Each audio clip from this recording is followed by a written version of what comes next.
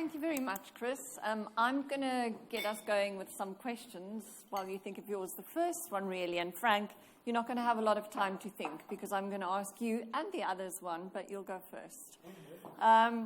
So when you guys all started seeing people use ARVR for the first time, specifically in the context of training, what were some of your biggest surprises? And I think, Keith, you hinted at a few, right, in terms of retention, etc. But maybe, Frank, what were some of your biggest ones when you've seen, because you've got so many diverse clients now? Yeah, the biggest benefit was, aside the benefits of virtual reality, it was how simple was to create virtual reality courses using our platform.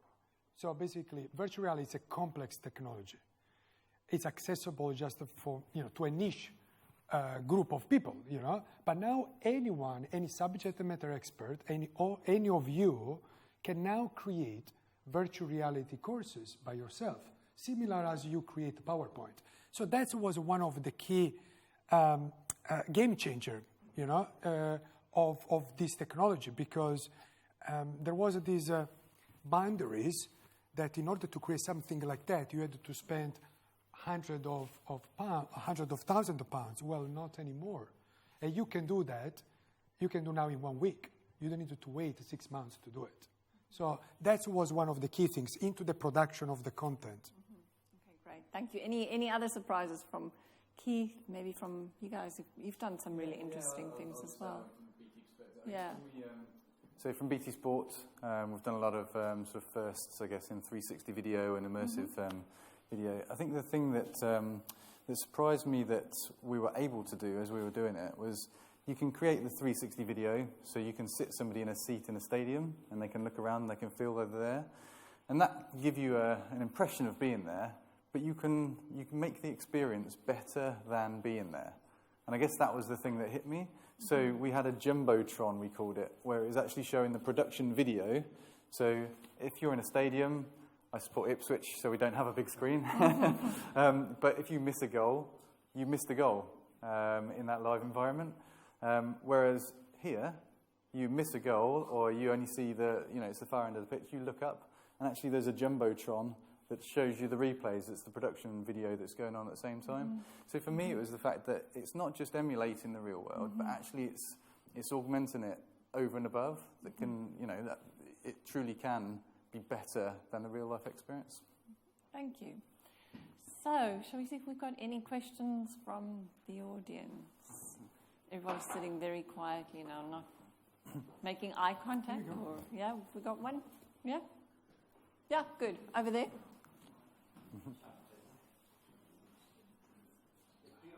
Such an expansive topic, right?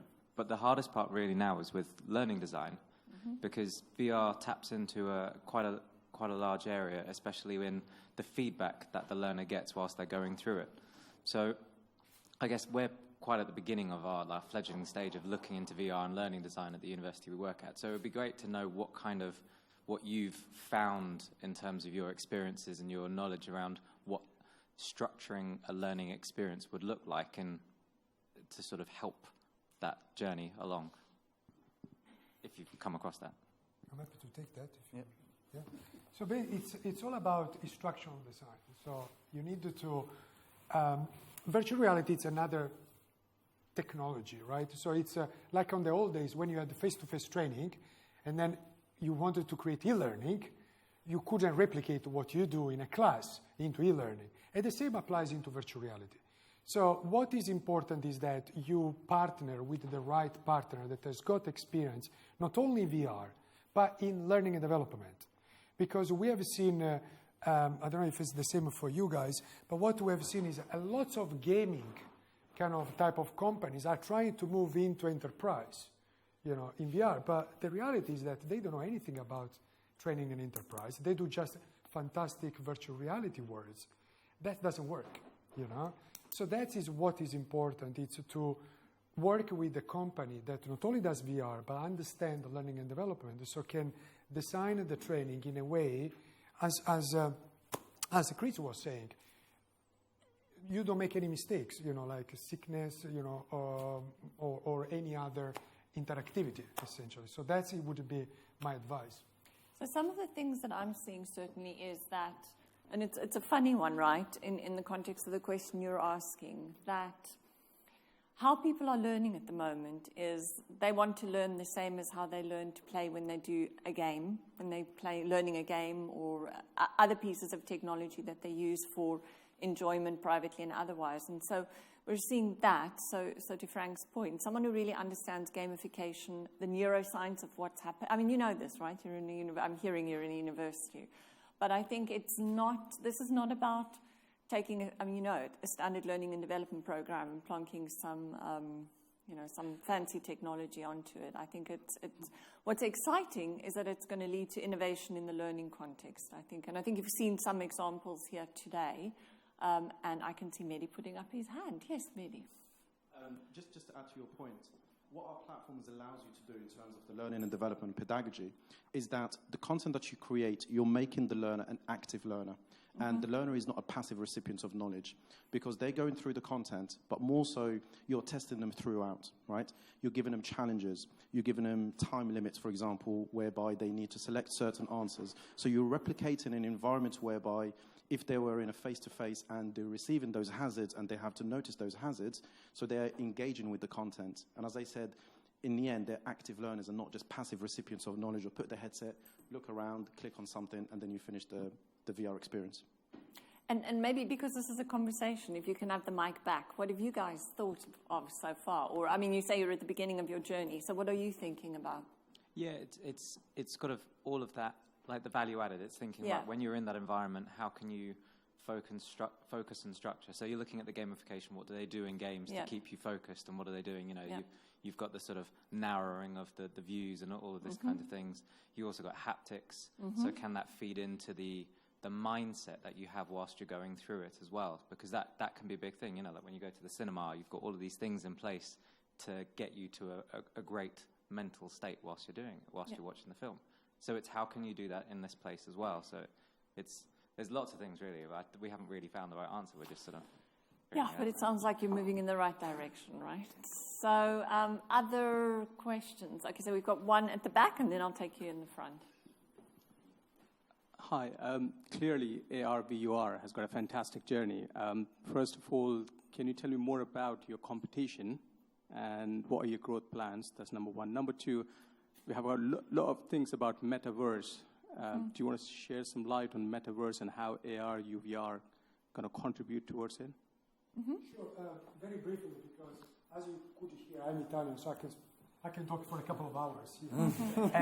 But we needed to go upstairs as well. So I'm going to keep that very short, and then we can follow up later. Competition. If you focus into a specific sector like enterprise, there are few in the world enterprise virtual reality suppliers. As I said, there are lots of virtual reality suppliers, but all of them are primarily professional services, or they come from gaming, if you know what I mean. So that is a key thing, because ARuVR, it's the first in the world receiving ISO 27001 certification, which is the security standard. So before you get into an enterprise, you need to have all these tick box, before even you start talking about the platform. For the platform itself, we do three things. I don't want to go into detail, but we do three things, and there isn't any company in the world that can do all those three things under one single platform. If you take one by one, we got competition, but not one single company that can do all of these in one single enterprise platform. Did I answer your question? There was another question. Meta. There were two parts to the question. Oh, metaverse. Yeah. So, as I said at the beginning, I've been involved in virtual reality since 1995, so I know what it works and what it doesn't work. I don't know if you remember Second Life, yeah, exactly. So, I was the first one certified in Europe to create a Second Life worlds, and we did a lot of work with BT at the time. We built 3 or 4 islands about BT, a telephone through phone calls, all that kind of things. So I tell you my honest answer on metaverse. Metaverse, it's not a new concept. It's been there since God how many years, even before Second Life. Okay? Now you got into the news because Mark Zuckerberg changed the name. But in reality, it's been there. People are always working on the metaverse. What will be a metaverse? What a metaverse means? Well, I can give you 10 different answers to that question. But essentially, it's the combination of the real world and the virtual world. So metaverse, it's not getting into a virtual world and live there and breathe there, you know. It's the combination of the two. It's augment real world with also virtual reality, you know, content or digital content. So how far we are, well, who's got that magic ball that can give a proper answer? But essentially, it will happen. It is happening in some elements. It's going to happen more and more and more in the next years. But today it remains. I don't know if you agree. Today remains more like a news buzz rather than something that, oh wow, somebody wake up and now is creating metaverse. What do you think about metaverse? You have been more involved on this. My 3 New Year resolutions were 1, lose weight, 2, drink more. Kind of cancelled out the first one. And the third one was not use the word metaverse for a year. It's a very kind of evocative phrase because, like you said, in an effort to dumb it down and put it in a basket, somebody went, let's just call it something. And they could have called it Steve, or they could have called it Frank. But they called it metaverse. And everybody leapt on it and went, what is this new world? It's like, oh, it's the stuff we're currently doing. And that's kind of like, you know, not so much a letdown, but, you know, when you go talk to companies in the automotive space and you look at how they're using immersive tools to design the cars, how they're using immersive tools to train the workforce to put the cars together, how they're using immersive tools in the customer experience, how they're using it to then train the service engineers in the dealerships, the whole way through the journey, you know, of a vehicle, immersive technology is being used. And companies like Jaguar Land Rover and Audi and people like that are already doing that. And so, you know, you can't walk into them and say, I brought a box of metaverse to show you, because they'll just look at you and go, you know, we've been doing this for a while. And in the case of Audi, really good example, is they're actually going to put those flow devices in the back of all their estate cars and all their SUVs starting in September. So if you go into an Audi dealership from July onwards, you'll be able to specify putting a flow device in the back. And suddenly it will be fun to sit in the back of an Audi, and you won't be fighting to sit in the front. So I wish we had that when my kids were younger. And people got very excited because they were like, oh, Audi are putting the metaverse into a car. And it's like, no, they're not. No, they're not. They're just taking a format which is right now a tablet or a phone, which is not great to consume the content, and they're putting it on a better device to consume the content. So, yes, to your point, yeah. Unfortunately, I've used that word again. So that's 3 resolutions I've broken. Maybe not the drinking one. But, yeah, it's just a collective term to try and dumb down what people are doing. And actually, if you look at what's going on right now in terms of interoperability, that's far more exciting. So if you go build your avatar in a certain environment and you build a digital wallet and you collect a whole bunch of consumables, NFTs, you can then jump into another environment and you don't have to log in again. You don't have to recreate yourself again. And the best example I can give of this is when you're standing in the hallway in your house and you think, okay, I want to eat something, I go into the kitchen, but I don't log into the kitchen. I don't make myself a new persona and go into the kitchen. I just open the door and I go into the kitchen. And then when I've done with the eating bit and I go, I want to watch TV, I get back into the hallway and then I open another door and I go into the lounge and I watch the TV. And then when I'm tired, I come out of the lounge, back into the hallway and open a door and I go into the bedroom and I sleep. That is the concept of interoperability that is kind of lost a little bit in the metaverse thing. So that's what a lot of companies, ourselves included, are trying to do in terms of this metaverse, is to have that concept of just going into different rooms for different things, to do different processes, but just simply open a door and step in and not recreate another world, not log in, not create a new persona. So I think we might have another perspective which might be different, or is it going to be the same? No, slightly different. Okay, good. Let's hear. So, I completely agree about the interoperable bit, because I think that's going to make the difference. You know, as soon as you can move from one virtual world into another, in fact, it all starts to merge into the same, then it will make a difference.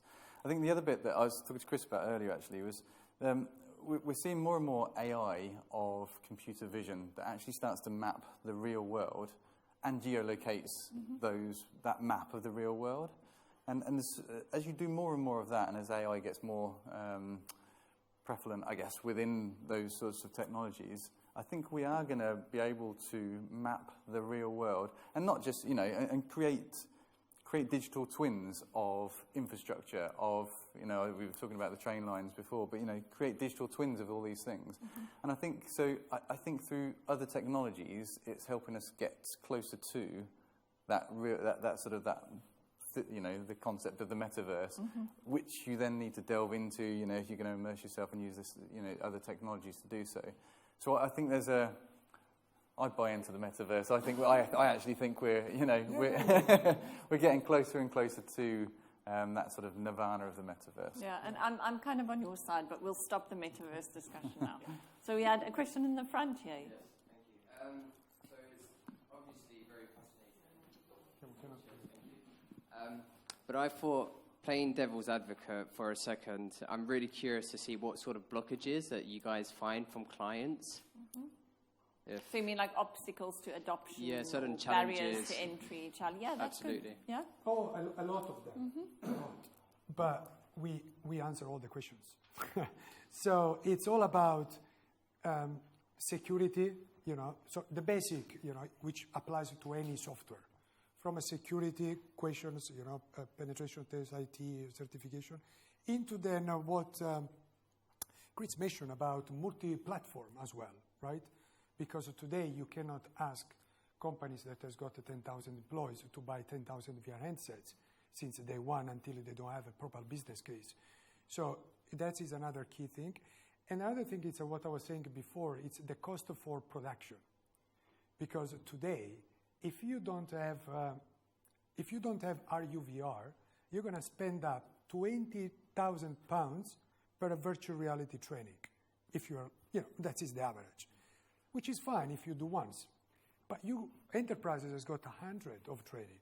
So do I expect that everybody's going to pay 20K for every training? It's impossible. It's a not scalable solution. So that is another thing, is how I'm going to scale this, also from a content production point of view. Chris, do you have any other experience on that?